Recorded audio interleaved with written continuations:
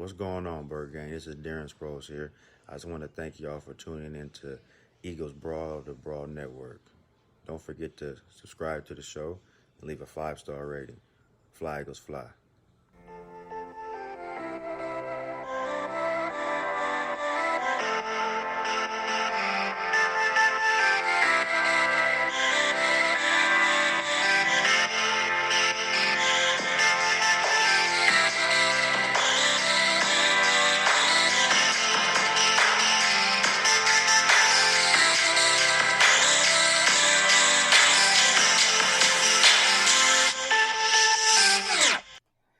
All right, thanks for tuning in to Eagles Brawl of the Brawl Network. However you're listening, iHeartRadio, Spotify, Apple Podcasts, or wherever you get the podcast, we greatly appreciate it. My co-host Tyler Steege is joining me in the house today. We also have our Eagles insider, Ed Kracz. Ed, Tyler, 7 days away from football. I am so excited. We got so much to break down, though, because those 53 roster cuts, a lot of surprise there, I thought. I thought it was pretty surprising because most of the time we actually get a sense of who they're going to cut. Now we didn't because no preseason, and they made some surprising moves. Tyler's got some scoops on Zach Ertz. Contract extension talks coming to a halt. Alshon is also, for some reason, on the 53-man roster. We're going to have some fun discussing that. And then another thing I want to hit on is the Will Parks injury because that blows my mind. I think it's a huge loss for the Eagles. But first, Ed, these 53 roster cuts happened. You did your breakdown on Sports Illustrated, all about it. But talk to the viewers, man. What's going through your mind through that? Yeah, I mean, what's crazy is the Eagles only kept 23 players on offense. You know, they only kept 3 running backs, 2 tight ends, 8 offensive linemen, and 3 quarterbacks. I mean, that's a really low number, especially offensive linemen. I would expect that they will add an offensive lineman, probably Cordy Glenn, at some point over these next 24 hours to play left tackle. There's just no way, in my opinion, you can go into the season with Matt Pryor, who's never played tackle in the NFL, or Jordan Mailata, who never even played football until just 2 years ago. So I just don't see how you do it. The Eagles are stubbornly insisting on keeping Jason Peters at right guard. So I would expect them to add Cordy Glenn or some kind of veteran left tackle. Right now, Cordy Glenn's been in the building for a couple days, and I think they're trying to get something done with him. You mentioned Alshon Jeffery. That was a surprise keep for sure, as part of the roster. But they kept 9 of their 10 draft picks, which I think speaks to the volume that they had this past year. I think this draft class can be, I think I mentioned this before, I think it has the ability to be very good. And I would expect that the 10th player they cut of that draft class, Prince Tega Wanagahu, to probably come back on the practice squad. But my initial impressions of the roster is it's very light on offense. That's going to change. And on defense, they kept players that really have special team abilities. They kept 6 linebackers. They kept Rudy Ford, who's their top gunner on the punt team. Even though these guys may not have roles on defense, they really are paying attention to special teams. And Howie mentioned it Saturday afternoon when he talked to us after the cuts were made, that he really was paying attention to special teams because he's been involved in games in the past where special teams have cost them. Maybe thinking back to when Andy Reid didn't have a punt returner in Green Bay and they fumbled away a chance there. That's certainly one of them. But he mentioned early in the season, special teams costing them games. So he was very, focused on keeping players that are going to help them on special teams. And, special teams is one area with this crazy offseason that they really haven't had a chance to kind of look at different players in different roles. So they think they have guys that can get it done on special teams, and they saved them. They protected them. What a throwback to that Green Bay. That was J.R. Reed who fumbled the perimeters, wasn't it him? I could go on about the what a throwback there. I'm drawing a blank. Yeah, J.R. Reed. It was J.R. Reed? Yeah, I think it was J.R. Reed. I think it was him too, because I remember that you had to bring that up, didn't you, man? Then they brought back. I think they brought back who? Reno Mahe after that. After that game was over, I think they were like, "Yeah, we need to finally get a punt return." I think it was Reno Mahe. I don't remember, but that was that's good knowledge by you, Conor. That's not right. Yeah, it sounds right. Now that you brought that up, I was like, "Dang, dude, I remember that game perfectly. That was awful." Yeah. I think that was 4. I think he fumbled it 4 times, and He couldn't catch. He couldn't. yeah, no. J.R. Reed was no. They thought J.R. Reed, Macho Harris could replace Brian Dawkins.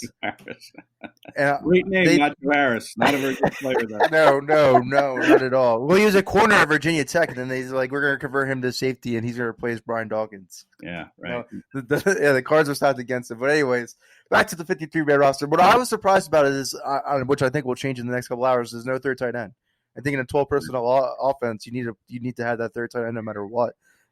Interested to see, because I know Josh Perkins was in the plans probably, I would assume. So it looks like to me they're doing the last-minute fill-in because he's on IR, obviously.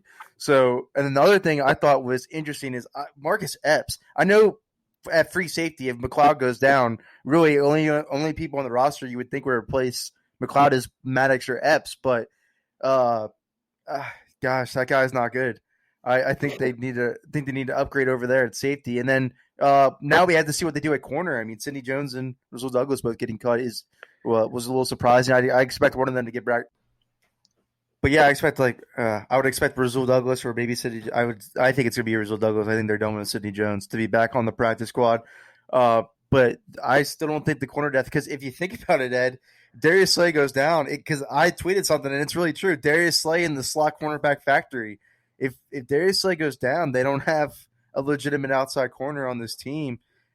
I fully believe that the faith in Maddox will pay off. I do believe that, though. I think getting him on the field, no matter what capacity he's playing, is going to pay off for them no matter what. But Nicole Roby-Coleman can play some outside, but again, majority nickel. You look at Will Parks, when he gets back, he can still play slot, but that's it, the slot. Kayvon Wallace can only play the slot. I'm wondering if they look for an outside corner among these waiver wire cuts. Yeah, they could. Yeah. Go ahead, Ed. No, I was just going to say, I mean, they love Craig James, and they raved about his special team ability. Again, I mentioned special teams as a big part of their decisions on the defense. But I suspect that Craig James could be your CB2 if something were to happen to Slay or Maddox. Maybe Maddox moves back to that single high spot if Parks isn't well enough, and something should happen to Rodney McLeod in the next, few games here as we get the season underway. Maybe it's Maddox that goes back there. Marcus Epps can play back there. But yeah, that's a real good question about that number 2 spot. But the way Howie talked about Craig James, and they signed him to a contract that runs him through next year. I mean, they just seem to really like Craig James, and I think he might be the guy that would fill in should something happen to Maddox or McLeod, and Maddox has to bump back to the single high spot. Yeah, I mean it's a very positionless secondary, and there's just going to be so much shuffling that goes on, and every injury is going to dictate. It's going to have a trickle effect. Like you said, if McLeod gets hurt, you're now taking your second safety to free safety. Does Jalen Mills slide to corner? If Darius Slay gets hurt, is NRC sliding outside? It's depth everywhere, to be honest. But I will say I am excited to not have to watch Rasul Douglas try to cover Amari Cooper from here on out. The last 2 years has been, at least on paper, this starting cornerback group is probably the most promising that the Eagles have had in the last, I don't know, 9 years, 10 years. So yeah, the depth isn't there, but when you're looking across the NFL, and I think fans have this tendency to do, is they like overanalyze a roster, and they overanalyze a GM, and they overanalyze the team, and you can't have all pros as backups. It's not going to happen.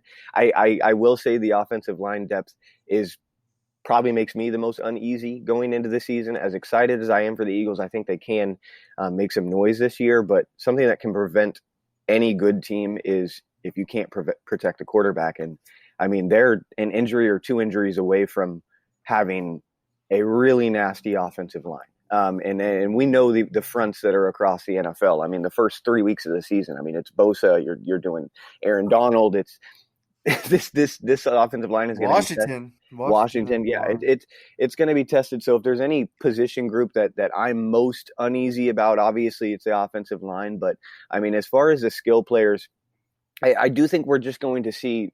This is a very unique season with the way the practice squad works and how you can bring guys back and can't.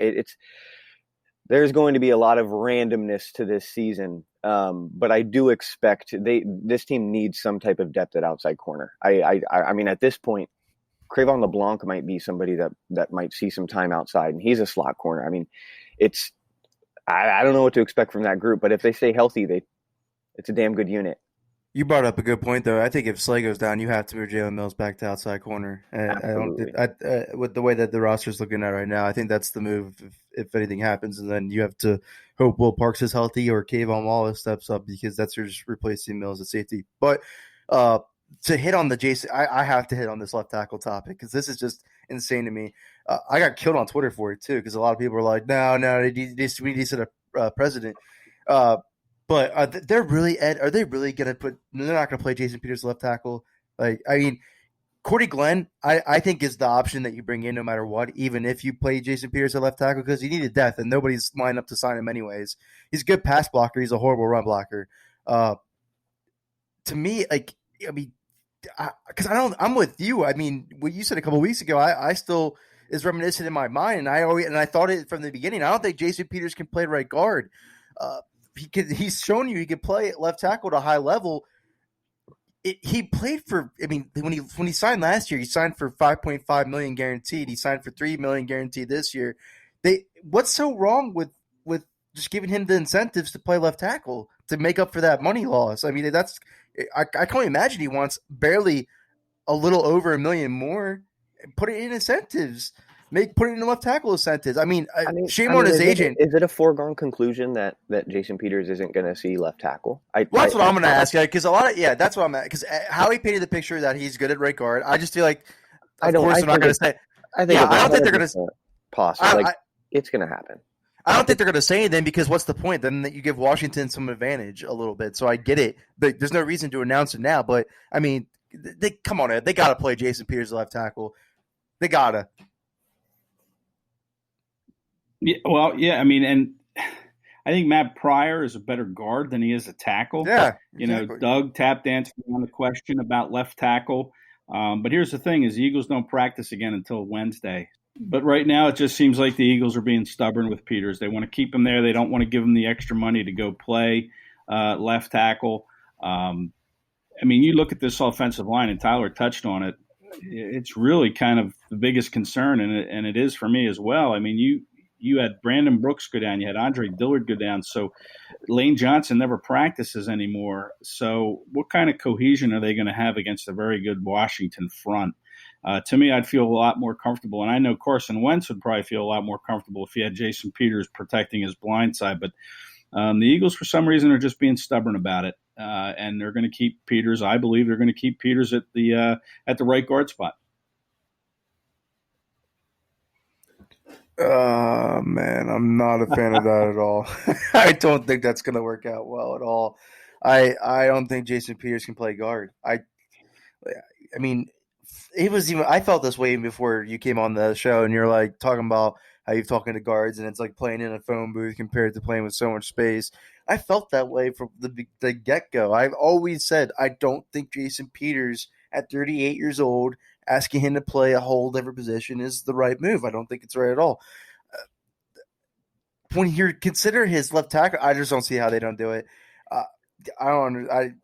But shame on his agent, honestly. Shame on his agent. They should have negotiated a deal with some clauses in the deal that says if I play, any games at left tackle, here's a booster in my contract. The principle behind that is like ridiculous. Like, even if you think Jason Peters deserves the money, which that is a side argument, it's the principle of him signing a contract just 2 months ago. That's you as an agent, like you said, as an agent, Jason Peters, all of these factors are played into it. Andre Dillard being young, Andre Dillard being in a new position, Jason Peters sliding to one, but having the potential. All of that is negotiated in this contract. So that's why I'm just bothered by like, no, fuck that. You don't deserve the extra $3 million, because this was inevitable. Like the writing was on the wall that there was a real possibility of you playing. And I understand that things change, but I tweeted this and I brought this up.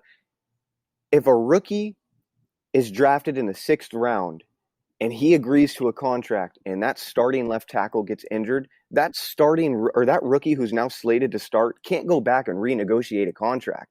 And I understand Jason Peters is a veteran and he's 38. but he also should be a veteran in signing contracts. And just the timing of it and wanting to renegotiate it just doesn't make any sense to me as far as feeling like, yeah, now you're a starter there or potential. And I as far as like the team announcing it or not, I think Jason Peters is going to end up with Dillard going down. I don't think it was before, but with Dillard going down, I think it's there. Jason Peters is going to be playing left tackle more often than not this season. And like the secondary, I think there's going to be, which you don't want, but I think there's going to be a lot of shuffling going on. And there's a chance that the team thinks highly of their unit, and then it takes one bad week for them to be like, no, that's not going to work. We're not going to be able to put Pryor at tackle. So, I mean, I think there's going to be a lot of experimenting, which, again, it could get ugly in the beginning of the season. But all it takes is just cohesion. It just takes a few games. It's just not a unit that you want to be heading into a football season with this many question marks. And it's tough when you lose 2 starters. It's before the season even starts. The Eagles are, again, I thought this was a very promising season, but I'm a little bit more reserved with the way the offensive line is set up right now. Obviously, I still think they can make noise, but Doug Peterson and Stoutland, they're going to be put to test for sure the first month and a half of the season figuring this out, because you have to have your offensive line figured out by October or November, because that's when the run game starts. Well, you hope that while they're figuring it out, they don't lose Carson Wentz to an injury. That's the issue, is you hope that as they're trying to piece this together, Carson Wentz can stay healthy. And that's a good point. It's also on him. As a fifth-year starter, a quarterback can hide offensive lines. I mean, that's what makes Tom Brady great. And that's what one of my criticisms of a guy like Deshaun Watson is. These guys can't hold the ball too long, and it makes their offensive line look worse. In this case, Carson Wentz needs to be on his shit. Again, the first 6 weeks of the season, he can hide flaws in the offensive line, him and Peterson. Rollouts, get the ball out quick, get the ball to your playmakers. Screens, run game, misdirection. There's things that you can do. That's why I'm like, signing Corey Glenn makes sense to me, because this team, as long as they get a serviceable player inserted in the offensive line, they'll make it work. Roseman announced that it's going to happen, I believe. They're signing Glenn. It just came out on Twitter. Yeah, that doesn't surprise me. I mean, when we asked Howie that Saturday, he just said, "Oh, it's a 3-day process." He didn't shoot it down right away. He said that it's still going on. So that to me was kind of like an indicator. Yeah, it's going to happen. And again, they just cannot turn the reins over to Matt Pryor and Jordan Mailata. I mean, that was pretty clear. I mean, the fact that they looked at them, okay, I understand it. They're going to explore the options, but it just wasn't feasible. Not at all. You had a chance to end. I mean, you ended the last season with your offensive line being Peters, Sayamalu, Kelsey, Pryor, Johnson, and you had an opportunity to start the season the same way. But you're saying, I'm going to play Jason Peters in a position he never played before. I'm going to play Matt Pryor in a position he never played before. I'm going to sign a street free agent, Cordy Glenn, who's been on the market for months. I think they're just prepping for themselves. I think there's no reason for Jason Peters over a couple $1 million. No, I mean as far as like what the starting lineups look like in practice right now. Like, I think there's no reason for Jason Peters to take snaps at tackle. And we know he's comfortable there. He's played there for 15 years. So I don't. Right. Whatever. I mean, let him figure it out in practice, and then because again, I appreciated those guys stepping up at left tackle, because I thought the same thing, because Jason Peters is going to miss snaps. So they need somebody that can fill in right away, and I think that's maybe Cordy Glenn, which would be perfect. But no matter what, as long as they get somebody that's serviceable, because that Big V, again, gave up 9 sacks when he filled in for Jason Peters. But the thing that everybody forgets is they made him serviceable at least. Yeah. If they make somebody serviceable, as long as they make those 2 spots serviceable, because again, Stefan Wisniewski was not a world beater. They made him serviceable. As long as his offensive line makes players serviceable, they can win with who they put out there. I think Cordy Glenn could be that. But again, Cordy Glenn has durability issues as well. He's not as far off as Jason Peters in terms of injury-wise. I wouldn't expect anything from Glenn until at least week 2 or 3. I mean, he's getting signed, but he's probably not going to play this week. If he is, that is a recipe for disaster. I think they're signing him to play next week. And you're Oh right, man, he may be active, not but I hope he's not playing. I think he'll be active. I don't know not if he'll ideal to bring in a left play tackle. necessarily. Yeah, I'm telling you, if I'm No. watching week 1 of football and I see Glenn protecting Carson Wentz, I am going to be Yeah, absolutely livid. Yeah, I want to see Jason Peters out there personally. But these Zach Ertz extension talks have come to a halt. And then there's maybe a potential dilemma brewing with the team in the future Hall of Famer. Ed, what was your take on hearing, and then we'll let Tyler give his little scoops after you finish up. What was your take on hearing that the Well, talks when you came to a halt? hear the report that it was a low ball sort of an offer, it's not a surprise. But Howie again talked about the salary cap, and he pretty much admitted they can't bring any big long-term contract deals into the building anymore because they're really pressed against the salary cap. And Ertz is one of those big long-term deals. So I think the Eagles are trying to hope that he'll take a hometown discount, Zach Ertz will, because he loves being in Philadelphia. He was drafted here.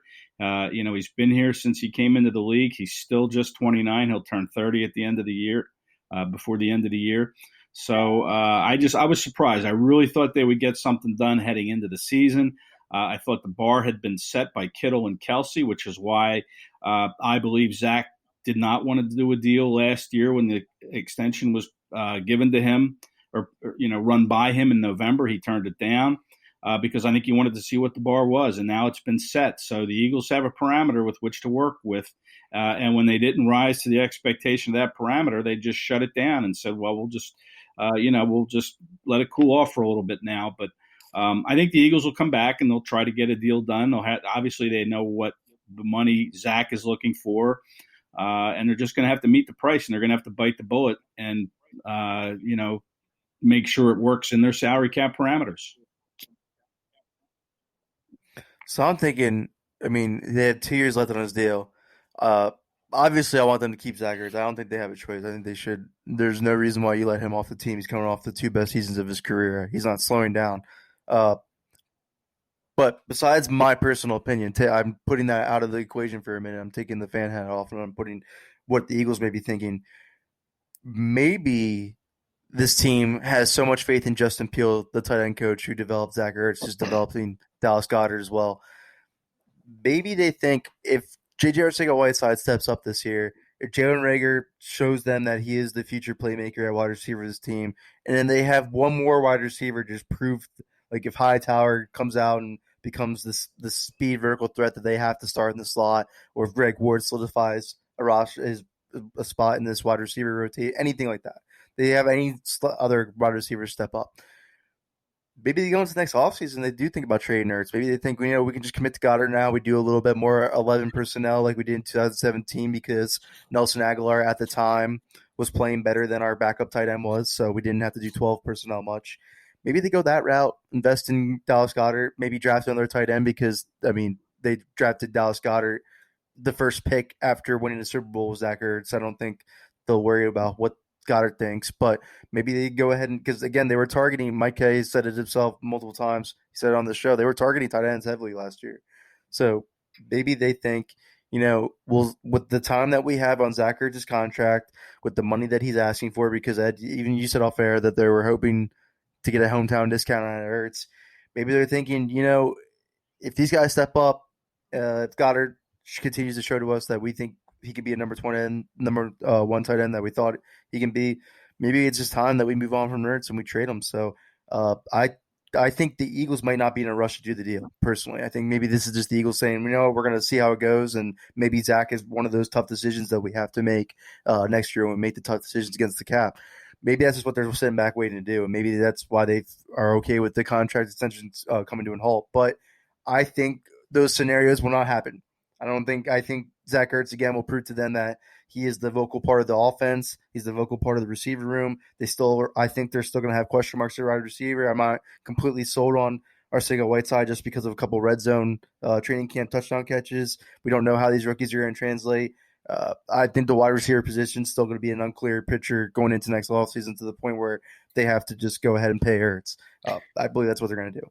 But I'm just trying to think of, from maybe the Eagles standpoint, of why they're maybe right now when the talks coming to a halt, maybe why they might be fine with it. I think I think there's a lot of unanswered questions, and whatever the Eagles' original plan was for the tight end position, even in 2019, it is different now in 2020. I just don't. I think it's a very fluid situation. I don't know if there's a. If you would have asked me at the beginning of the offseason or right when the 2019 season ended, it was a foregone conclusion that Zach Ertz was absolutely going to be extended.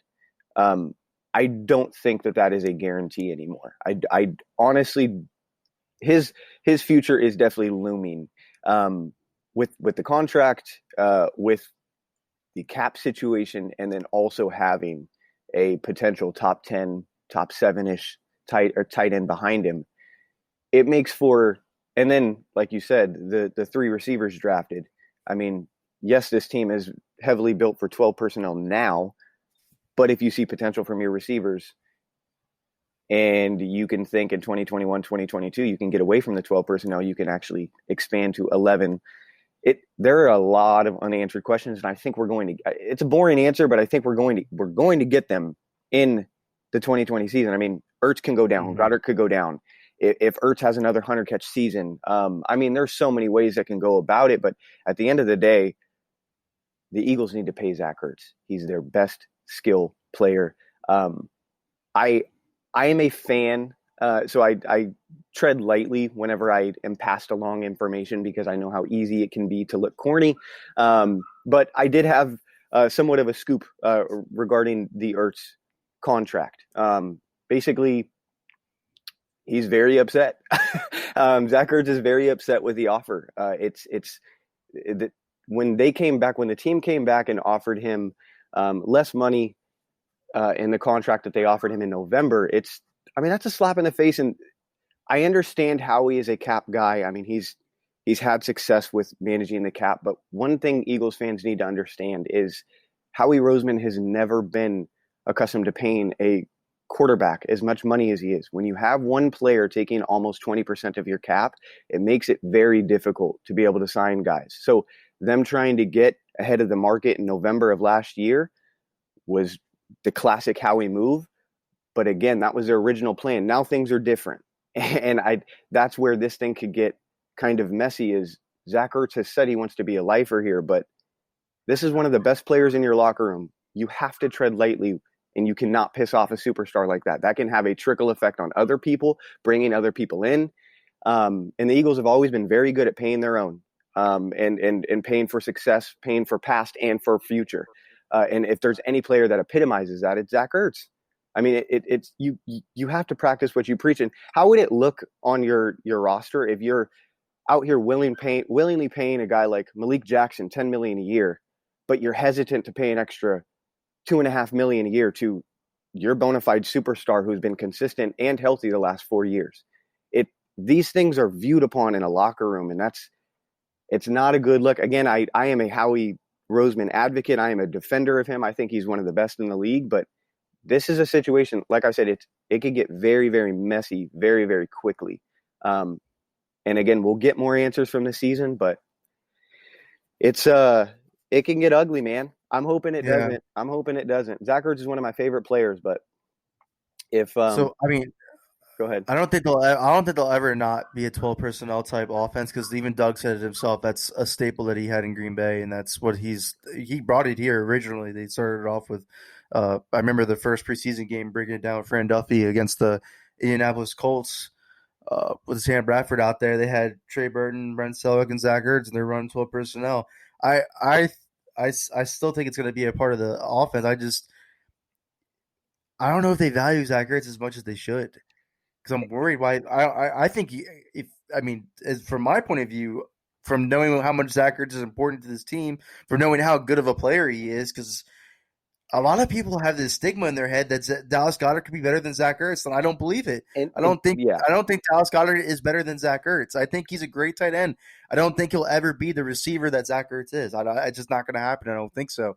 I think Zach Ertz is one of the best route running tight ends I've ever seen play football ever. So I don't think Dallas Goedert will be the caliber the tier that Zach Ertz is, but I think he could be a tier below, which is still very good tight end. And I mean, and just real quick on that, because that should be focused on here is, yes, Zach Ertz is great at what he does, and Dallas Goedert is really good at what he does, but they are two completely different players. Mm-hmm. Zach Ertz is listed as a tight end, but he is basically a receiver. And so what he can do at the tight end position is so unique that if you were to just say, hey, Zach, we're going to trade you or whatever, if they did hypothetically move on, it is not as easy as just saying, Dallas Goedert, you go take Zach Ertz's position. Because the way they run routes, people need to understand Dallas Goedert is a very raw player. Like his idea, his skill set in the receiving game, he does not know how to run routes. And respectfully, I'm saying this respectfully, but he's compared to Zach Ertz. Zach Ertz is a top 10 route runner in the league. Zach Ertz gets double covered. He's a top 10 route runner in the league, not tight ends, top 10 route runner. And Dallas Goedert is very good with the ball in his hands. He's more of a Kittle type. He's more of a get the ball in my hands and I can make things happen. But as far as route concepts, they are two different players, so it's not as easy. I'm not saying it can't be done, but if the Eagles decide to do that, it's not going to be as easy as just swapping them right out. It's to difficult. me, in 10 years on this Eagles beat, Zach Ertz is the best route runner I've seen from anybody that the Eagles had. Deshaun Jackson obviously is a very good route runner, but Zach Ertz, clearly that's what separates him from a lot of players is his ability. Where does Nelson Aguilar lay on that list? Yeah, well, he's down a couple pegs. But Nelly's trouble is really catching the ball, right? But hey, he made the roster of the Vegas Raiders, so he must have done something. I had to plug my guy. But no, I think the Eagles would be making a mistake. I'm in your camp. If they did something with Ertz, I mean, Ertz is on a Hall of Fame trajectory here. He could be, and he will be, the team's all-time leading receptions leader by the end of the season. He's ready to surpass Harold Carmichael, who's in the Hall of Fame. I think Zach needs 65 more catches to get that done. He should have that by the end of October, I would guess, or maybe before Thanksgiving. To me, it would be a mistake. They have to find a way to get it done. But what changed, obviously, was the pandemic. I mean, that really changed the whole ball of wax for Howie. He threw out all that money to Brandon Brooks and Lane Johnson last year. And, if he knew a pandemic was coming a few months later, I think if he would have had it to do all over again, he wouldn't have handed out the big money to those two players. But he didn't know. Nobody knew the pandemic was coming, and that changes things. The salary cap is going to change, and that's the reality of the situation. And this may force the Eagles to let go of Ertz, which would really be unfortunate. But to me, I'm in the Zach Ertz camp. I think he needs to definitely be re-signed. Let him finish his Hall of Fame career in Philadelphia. But if you're Zach too, you have to look at that reality of the situation and say to yourself, you know what, do I really want to stay in Philadelphia? Am I willing to do it and take, what might be a few $1 million less? And maybe as things improve going forward with the salary cap after this pandemic, maybe he'll get more money. I mean, that's kind of how it has to be, kind of a two-way street, in my opinion. If he's going to stay, he has to have a little bit of flexibility as well. Doesn't sound like it's becoming that two-way street, though. It sounds like the Eagles want it to be that way. It doesn't sound like Zach wants it to be that way. I'm in the camp and I don't blame him.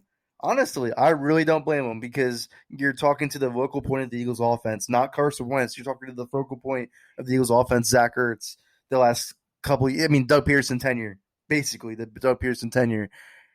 He's QB proof, bro. He's dominated. Yeah. He's dominated with he was successful with Bradford. He was Sanchez. Yeah, come on. Yeah, I'm with you. He deserves to get paid. Tough situation. He'll get paid. I think they're gonna have no choice. I think at this point next year, when they're looking at the tough decisions to make, I wonder what you guys would do, because I'm just gonna put this hypothetical out there. If Howie comes to you and says the Brandon Graham money could be used towards Zach Ertz, are you willing to say goodbye to BG? I mean, you got to have the answers, right? I mean, how does Josh Sweat look? How does Barnett look? All right, it's a hypothetical, man. But, I'm very contextual. I don't like hypotheticals like that. But I mean, yeah, I mean, if Brandon Graham for maybe one more productive season or two more productive seasons, absolutely. I'm sorry, love the guy, but I'm going to the more important piece in the next 4 or 5 years. Yeah, and Deshaun Jackson's contract's up. Alshon's contract, they'll part ways, I'm sure, with him and Deshaun. I mean, there's ways to free up money, but when you free up money, you got to have answers. Like Tyler said, you have to know what's behind them, and are they ready to step up and fill the void? Because I'm not sure Dallas Goedert could be Zach Ertz, though. I'm not sure he can be the high volume guy that Zach Ertz has proven to be. So that's why I would be worried. Because that same question could be said for the tight end. Are you sure that the guy behind him can step up? Everybody is. Everybody is sold on Dallas Goedert. It seems majority opinion, because the majority opinion seems to be Ertz is old. We don't need to pay him. Let's just roll with Goddard. And I'm like, it's not that easy. Like Tyler said, it's way. People look at the tight end position and think that's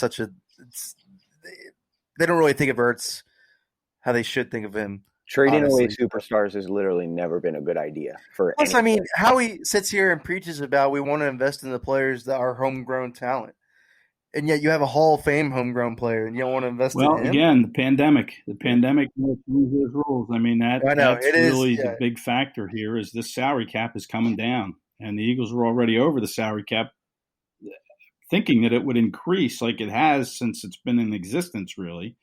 And that's not going to be the case. So that changes things. That forces you to change your philosophy. And it's just unfortunate that it could come down to, having to let go of Zach Ertz. But look, they still have him under contract for 2 more years. They could use the franchise tag on him. They don't really do that. But, all this gloom and doom, I mean, you still have Zach tied down for 2 more seasons if you were to go that route and then go with the franchise tag. And then it maybe 2 years down the road, the salary cap picture is looking brighter.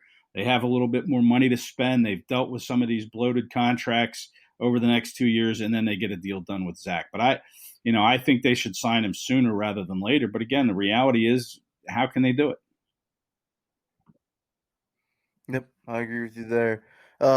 Another thing I just wanted to get on is, since you mentioned it right now, I can't believe this Alshon stuff. He might really play soon. Like, he might really be out there. And, did I hear correctly that Howie said that they expect him by week 7? They think he'll be ready sooner than week 7. That's why they kept him on their 53-man roster, because they have this thing called the short-term IR now, where a player only has to miss 3 weeks before he can be activated. But in order to apply that 3-week IR status, is you have to be on the active roster on cutdown day. So that's why they kept him, because I think they'll put him on the 3-week IR because they believe he's going to be ready before week 7, but probably not for the first 3 weeks. So we could see Zach week 4. I think we talked earlier, that's the 49ers game out in San Francisco, I think, week 4. So we could see Alshon, at that point. Listen, they're paying him a lot of money, right? I mean, you may as well try to get something out of him while you're paying him this kind of money. Alshon feels healthy. He's lost a few pounds. He feels ready to go. He feels like he has to prove something at the age of 30. So, the Eagles are going to let him try to do that. I went in, obviously, I repeat myself on here, as far as Alshon, my expectations, I never expected him to have a role. But, I mean, the closer it is, I'm starting to get on the idea of the approve it season, because he knows, everybody knows when you're talking about the Eagles salary cap, one of the first names you mentioned in 2021 being cut is Alshon Jeffery. So him and his agent, I mean, unless they're not doing their job, they know they're going to be on the street next year. So this is absolutely a year where he's going to have a prove it season, which is awesome. That means that's what you want from a player like this. I mean, he's there. We could get a decent season from Alshon Jeffery, and I guess I just never really expected it. But I mean, if he's in the shape that everybody's making it seem to be, and he's in a quote unquote contract year, technically, it may not be a bad season. I don't expect it at all. I don't. I don't.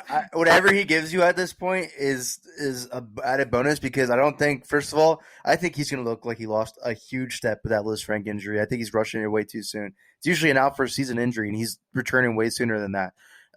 Number 2, he's on the wrong side of 30 with that Liz Frank injury. I think Ed went on the pro. I forget where he works for. He works for like some fantasy points, but he does the injury doc on Twitter. He said he has Alshon has a 31% chance to return to a productive player from this injury at this point in his career, and I fully believe that to be true. Not only that, it's not even just a Liz Frank injury. This guy is a walking injury. He's always hurt. It's been since Chicago. So I fully expect if he does get rushed back from injury to get hurt again. And I don't think the Eagles are worried about it. I think Ed's right. I think, we are paying you all this money. We might as well – we have so much unknown at wide receiver, so much uncertainty. We might as well throw you out there, see what we can get from you. And if we can't get anything, put you back on IR, and we'll let the other young guys take those advantage of your opportunities that you're missing. That's it at this point. If it wasn't for the contract, Alshon Jeffery is not a Philadelphia Eagle. Period. So I have no expectations for him whatsoever. I don't expect a huge season. If he gives you more than 300 receiving yards, that's such an added bonus. I don't know if whatever I said, I don't think that Alshon Jeffery is going to have a huge season. I just want to clarify. I hear you. You're talking about the outlook. I don't think it's as bad as I originally thought. I mean, if you have 4 guys ahead of him, and if you're hit with an injury or Deshaun goes down, it's not a bad thing to have Alshon as wide receiver 4 or 5. Obviously, you don't want to be paying him $18 million a year, but bite the bullet and see what you can get. I think he's going to have a role. I mean, I really do. I think when he's ready to go, they'll work him in probably slowly, and they'll see how JJ's progressing. I know, Conor, you're not sold on JJ after a couple red zone touchdowns in training camp. But, to me, he looks pretty good. And, he could be one of those guys that just doesn't perform well in front of fans or when the lights are on and the cameras are going and the game's being broadcast to, millions of people. He could be one of those guys that doesn't show up, but he played at Stanford. I would think that he understands what it takes when the lights go on. But if he doesn't, you still have Alshon there. You look at these other 3 drafted wide receivers. Where's Jalen Reagor? Is he ready to return right around the same time Alshon is? And we saw last year when all these guys got hurt how you needed guys to step in, like Deontay Burnett and Josh Perkins, and Greg Ward obviously stepped in and did a great job. So to me, the more the merrier. If you have a healthy Alshon and he's giving you a little bit of something, then that's a good thing. I don't think he's going to have a big year either. Maybe 300 yards is a little optimistic for him, but he's just another red zone target for Carson Wentz if he's healthy. He can score touchdowns for you. And Ed, He did swag up about J-Jaw. As far because when I read reports, I'm always weary when I read reports just because I question the eyes of some people. But when you're there, and obviously he's having success in red zone. I mean, how is he though? Like, is he creating separation, or is it more just like he's just big bodying guys like he was at Stanford, where he's literally boxing them out? I think he's learning how to create separation. I don't know if he's fully there yet. I think he's learning how to do that, and he understands he needs to do that. He even said so himself that he probably had 10 touchdowns at Stanford where he just kind of bodied up against somebody and went up and got it, and he can't do that in the NFL. So he's kind of still evolving. But I think he's taken some steps in the right direction. I don't think he's a finished product. I'm not sure he ever will be. I mean, we have to wait and see on that. But I think he's taken some positive steps in the right direction, and he understands he does need to create separation. So he's worked on his route running. He has been able to get open other than just in the red zone. I've seen him make some catches across the middle. So we'll see once the lights go on with J-Jaw. Hopefully he does get it. He continues to evolve and he continues to develop. But he's not a finished product, not by any means. But I think he'll give you more than what he did last year. I was talking to one of my colleagues about it, and I kind of set the over-under at 45 catches for him. And, my colleague's like, I'm taking the under. Yeah, and you guys probably would take the under too. But it wouldn't surprise me if he pushes to that threshold of 45 catches. Only because of him probably not starting. I think if he was like, well, because Nelson had like 39 last year, I think, or something like that. And so it's like, if he was starting, I think J-Jaw could definitely have 45. There's going to be there. I don't know. I'm curious on how they're going to rotate him in. I was gonna say it's safe to assume week 1 versus Washington, your X is J-Jaw, your Y is Greg Ward, and your Z is Deshaun Jackson. I would assume week 1 is your wide. That's your wide receiver core. So if J.J. Arcega-Whiteside takes these, if Arcega-Whiteside takes these, if he has to think about it, these first 4 games are his opportunity to say, hey, Alshon might be back, but you guys don't need him. You guys can keep rolling with me. He has this opportunity to really showcase himself. These first 4 games are incredibly important for J.J. Arcega-Whiteside in terms of seeing the field and getting the over-under on those catches for the season. And all it took was getting an arm sleeve on him. That's it. He did swag up. He did swag up real quick. He went from having his mom hold an umbrella over him real quick to tattoo sleeves and visors and a new helmet, and he looks like he's ready to go. Again, I think, speaking to what Ed said earlier, I do think if anybody gets benefited from not having fans in the crowds this year, it's JJ. Yeah, he could. I mean, how is Hightower winning in camp? Is he just a burner? You know, I've seen him in one-on-one drills beat Darius Slay in press coverage. I loved his release coming out. He's got a very good release. He's a pretty at the line polished route runner. I mean, I think he's got a really good skill set that will play well early with the Eagles. But, you know, when we talk about J-Jaw and Hightower's opportunities, they still play the 12 personnel with the 2 tight ends. So, you know, how many balls are going to be available for J-Jaw and Hightower to catch when you have Ertz and Goddard, and you still have Myles Sanders out of the backfield, and Deshaun Jackson, they're going to send him deep a few times a game. So that's the thing, is how many opportunities are they going to get to catch the ball? But when they do get them, they better catch them, or they're not going to have opportunity for long. But I like Hightower. I really do. I think he's a guy that I don't want to say he's going to be better than Rager, but I think he's a guy that's going to have a career in this league, just based on what I saw in 12 training camp practices. Saw a little bit of tape when he was at Boise State. Looked good. But I do like John Hightower a lot.